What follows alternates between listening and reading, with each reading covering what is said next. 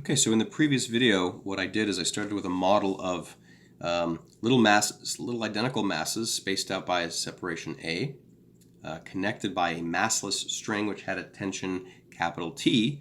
And what we realized is in the continuum limit, that is to say when you let the spacing between masses get infinitesimally small, the masses also get infinitesimally small, but the ratio is something fixed, then you realize that Newton's second law tells you that there is a propagating wave on this string, and it obeys the wave equation.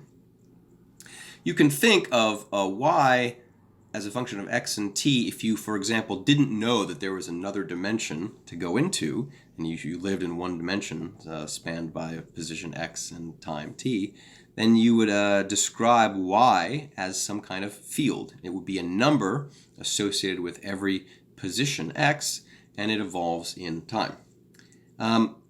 Right, and just like the string, a field can have energy, and so what we could do is we could talk about what this particular field, in this case we think of just concretely the string, what is its kinetic energy? So do it like this, like a field. Okay. So the kinetic energy here would be the kinetic energy at any one single point. That would be 1/2 times the mass of any of those little tiny things times the time derivative of its position squared. That would be the kinetic energy of the ith particle. Okay. The total kinetic energy would therefore have to be the sum over all those different particles. So you'd have to sum over I and all the 1/2 m yi dot squares. Now, the way that we want to think about this, though, if we're going to take the continuum limit, a sum has to in some way turn into an integral. And the way that we will do that is by simply multiplying and dividing by a. So I'll cleverly write this as the sum on I of, I'll put the 1/2 m divided by a, I'll put it there for you, yi dot squared, and put the a over here. I know you like to have your differentials on the outside. That's because you haven't been doing physics long enough. My claim is that as we let a approach 0, this sum will turn into an integral of 1/2 m over a, that's mu, the linear mass density, times y as a function of position and a function of time, but the time derivative, and squared, and that little a, that really is your integration measure. That's your little differential in differential position, that is dx. So that would be your kinetic energy, and you could identify this term here as your kinetic energy density if you'd like. Kinetic energy density. Presumably we can do the same thing with potential energy, so let's do that. This is a little bit harder to get to, but not so bad. If you wanted to know, if we just focus on the ith particle, what would the potential energy have to be in order to give us the equation of motion that we found, in other words, Newton's second law? We would have to have a potential for the ith particle that would be given by, well, in a lot of ways it kind of looks like the spring potential energy, like it has a 1/2 kx squared kind of vibe to it, where k is the it's like spring constant, which has units of force per unit length. And so it maybe is not surprising to you to think of this as, well, what are the only things that have force and unit length? That's the tension, and the unit length is a. And then what goes inside of the brackets is sort of the difference in position. This is the x, so if you like, the displacement from equilibrium, yi plus 1 minus yi squared, and then also add to this yi minus yi minus 1, so that, if all these i's, at least nearby, are at the same position, there's no potential energy. The potential energy really comes from differences in position between adjacent masses. Now, you'll see that there are two terms in here, but if we actually now want to add up the total the total potential energy, so the total U, this would be the sum on I over all these terms, but you'll notice that if we sum over all the i's, all of these terms would appear twice. If you like, pick I equal to 2, then this first term is, y3 minus y2 quantity squared, and this one is, what did I say? y2 minus y1 quantity squared. But then when I get to y3, I will have counted the terms many, many times. So that's not probably a rigorous answer, but I claim that in order to do this, what you'll have to do is simply just sum over all the i's of 1/2 t over a, and then the yi plus 1 minus yi's squared. And that's all you'll have to do as long as you sum up over all of them. Now here we're going to basically do the same trick like we did before.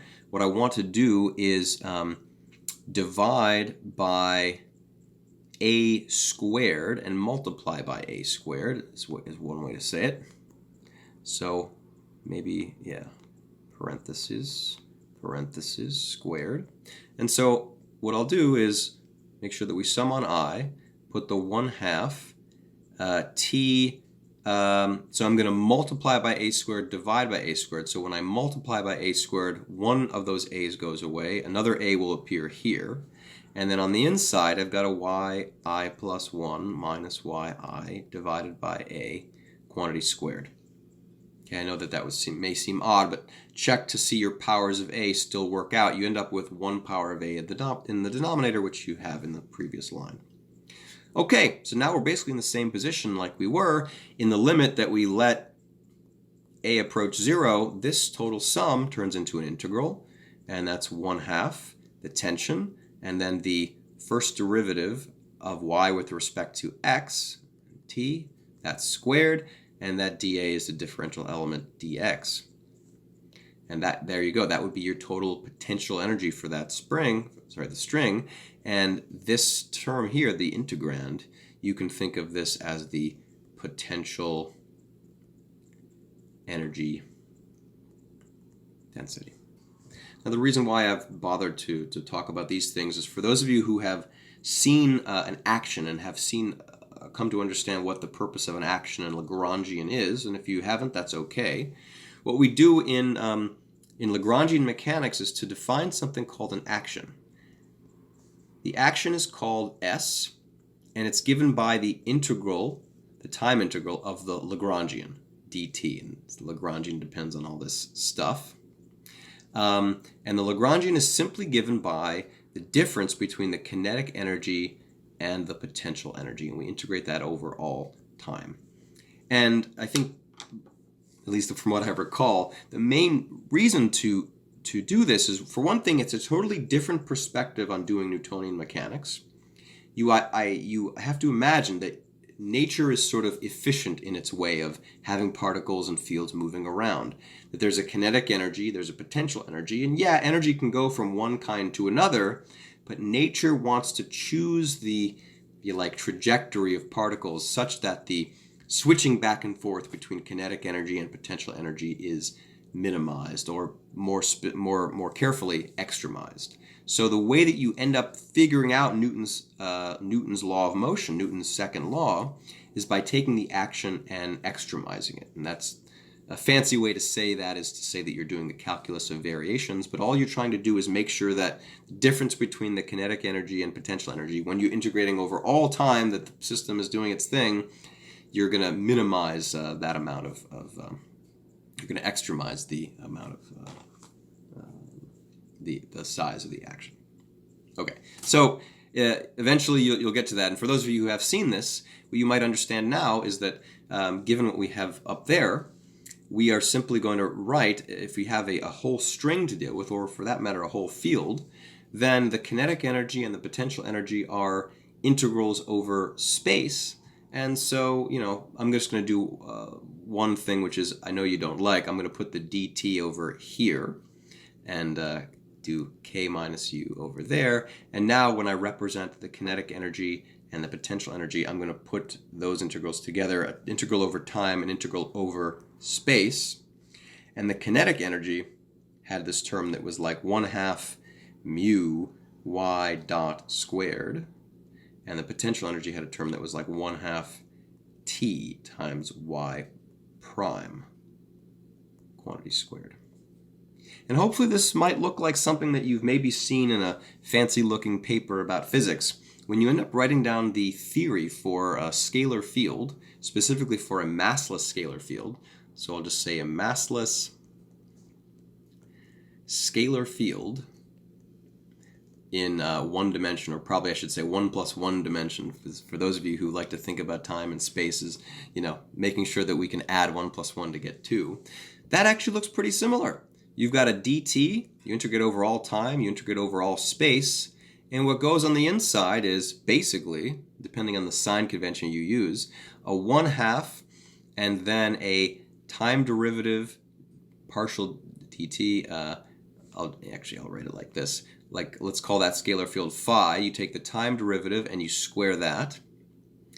And the spatial part has a minus, and it's a phi prime. There's a 1/2 here as well, and we square that. And I think what I've probably done is I've forgotten to include a factor of the speed of light squared, and usually we set that equal to 1 anyway, so I'll probably put that down here. 1/2 c squared. I think that's right. Let's see if the units work out. Anyway, a massless scalar field is kind of one of the simplest toy things you can use when you study classical field theory or quantum field theory, but it's incredibly useful, and you can build more complicated theories of nature out of them. You can make the field to be massive if you, instead of having these terms, you also include another term whose sign I'm going to get mixed up here, plus or minus a 1/2 times the mass of the field squared times the field itself squared. I should say this mass has nothing to do with the string mass that we were using before. That was just a little calculational tool. If there are interactions, if the field can talk to itself or can interact with other fields, you may have additional things to write down, plus some coupling constant times the field cubed, or plus some other business with field to the 4th, etc. Those are self-couplings. And you can have it interact with other things. For example, this field that you have invented, if you wanted to talk to the electron, you would write down things that looked like, I don't know, some constant phi times psi bar psi. That would be coupling two electrons, and it looks complicated like that. But basically, the modern theory of fundamental particle physics that we use, that has been incredibly well tested, the electroweak theory and the theory of QCD, and really even other low energy theories, use Lagrangians as a starting point. They are generally coordinate invariant, which is important, right? When you write down a theory, you want to make sure it's true for you as it is for somebody in the Andromeda Galaxy. And they also possess certain symmetries that are useful for understanding conserved charges and other conserved quantities.